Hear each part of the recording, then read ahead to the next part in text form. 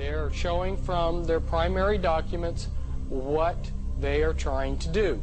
And here in this document, Manly Palmer Hall tells us that a secret governing body controls the globe, not the various religious governing bodies that pretend to rule. That's what I was trying to tell you with that diagram with the black circle in the middle of the pie.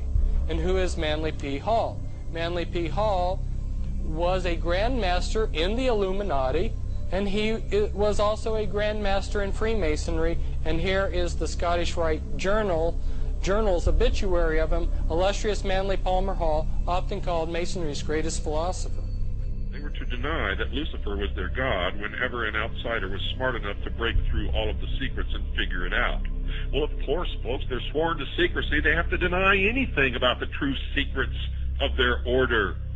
I mean, what kind of logic is this? That's plain as the nose in your face. You must understand that when you ask a Mason a question about Freemasonry, he's going to tell you a lie because he is sworn to secrecy, and he is sworn by blood oaths. And I know that by the time they've reached the 32nd degree, they've taken at least 32 different oaths swearing them to secrecy. Manly P. Hall, if you do not know, is one of the most brilliant spiritual men that I have ever even read about. And so I want to pay tribute to Mr. Hall. And who is Manly P. Hall? Manly P. Hall was a Grand Master in the Illuminati.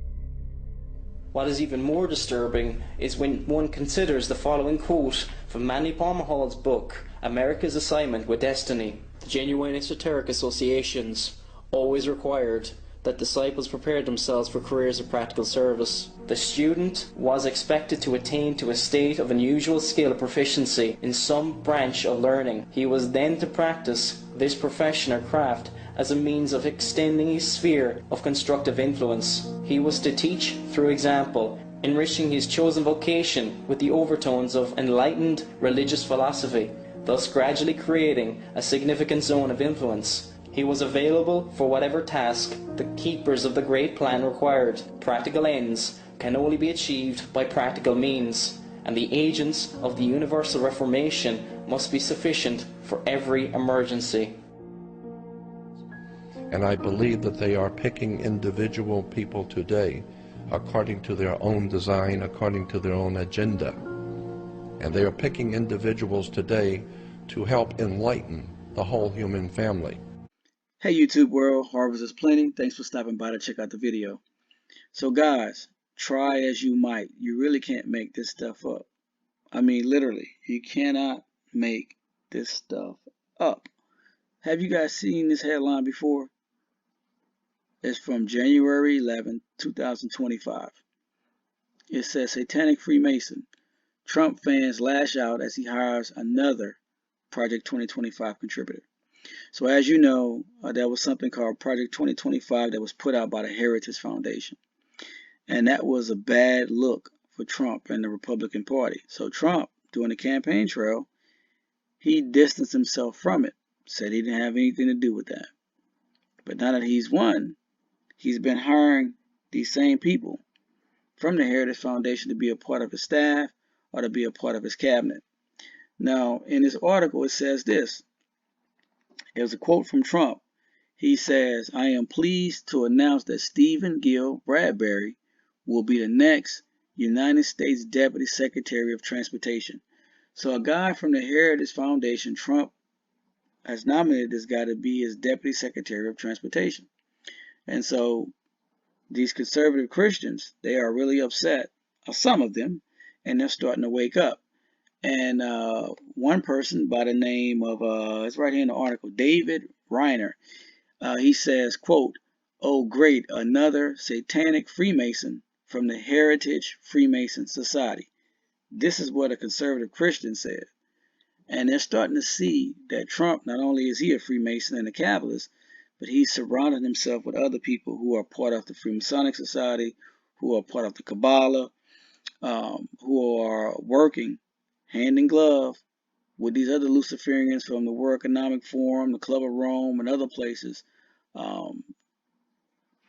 to get this new order on and popping, because they need to seat the Antichrist on his throne. That's what it's always been about. The book of Revelation tells you how it ends. You know, we war against powers, principalities, dominions, and thrones, not against flesh. So this is not anti-Republican, anti-Democrat, anti-Trump, or anything like that. I just want to bring you guys this information and share it with you. Stay tuned. I got more videos coming up. I love you. Until my next video, may the good Lord continue to bless you and your family. Before and after the presidency of Donald Trump, the United States was, and now it is again, on what I would call an intentional trajectory to fulfill what famous Freemason Manly P. Hall described as the secret destiny of America, which includes a future national and global subservience to the God of Freemasonry, a deity that most Americans would not imagine when reciting the Pledge of Allegiance to one nation under God. In fact, the idea by some that the United States was established as a monotheistic Christian nation by those who designed Washington, D.C., and that the God referred to on American currency as a Judeo-Christian one, it's really a puzzling conclusion when reflected against the deistic beliefs of so many of the founding fathers, as you can see perpetually viewed in the so-called supreme architect deism of Freemasons, and in the supreme judge of the world and the divine providence notations that are in the Declaration of Independence and other founding documents, as well as the countless pagan icons that actually dominate the symbols, the statues, the buildings, the seals that were carefully drafted under official government auspices, the Great Seal of the United States primary among them, which Manly P. Hall, the famous Freemason, rightly called the signature of that exalted body of Masons who designed America for what he called a peculiar and particular purpose. It all bears rich symbolism, forecasting anything but Christianity. As a matter of fact, when Christians in the 1800s argued that a hypothetical annihilation of the United States would lead to antiquaries of succeeding centuries, and by that they meant historians, concluding that America had been a heathen nation based on the symbolism of the Great Seal, Congress was pushed to create something reflecting the Christian faith of so many of its citizens. U.S. President and Freemason Theodore Roosevelt, he strongly opposed this idea, but other Masons weren't as frustrated with the plan because, given the ambivalence of the term God, and the axiom that, interpreted within the context of the Great Seal's symbolism, this certainly would not infer the biblical Christian God. Therefore, the slogan, "In God We Trust," whoever you believe that God is, was accommodated by Masons and other Illuminatus, who therefore approved as the official U.S. motto the phrase, "In God We Trust." In my book, Zenith 2016, which among other things noted that the year of Donald Trump's presidential election had been foreseen by prophets and sages for thousands of years as the apex date, when governments would begin shifting toward the spirit that is predicted on the Great Seal of the United States, the Antichrist, followed by the actual man of sin's arrival and acceptance on the global stage in the year 2025, which people will discover in the new book Zeitgeist 2025. But this was to illustrate the point in my book Zenith 2016 that one definitely would not determine that the God in America's official motto refers to the Father of Jesus or a biblical Trinity.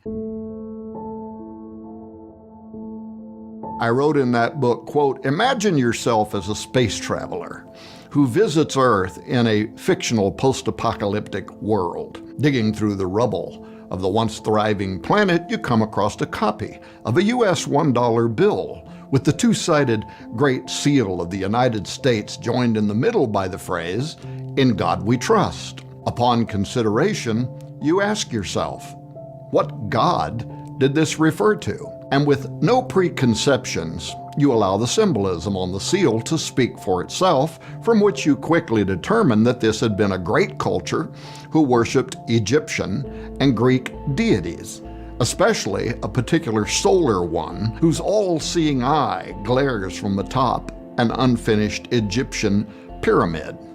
Upon further investigation into the specific beliefs of the strange group, whose members had influenced the Great Seal, you discover from their highest masters, including one illustrious Albert Pike, that the sun god they venerated so highly had been known to them at various times in history by the names Apollo, Osiris, and Nimrod, end quote.